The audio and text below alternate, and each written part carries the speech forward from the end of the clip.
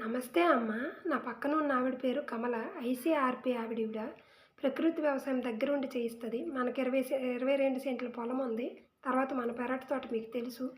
ఈటికి నేను కేవలం ప్రకృతి వ్యవసాయమే చేస్తాను. ఇది జిల్లేడు ఆకులు రొమ్మలు తీసుకొచ్చి, జిల్లేడు ఆకులు తీసి ఆకు ఏరి ఇలాగ చిదుముకోవాలి. దంచేసేస్తే మరీ మంచిది.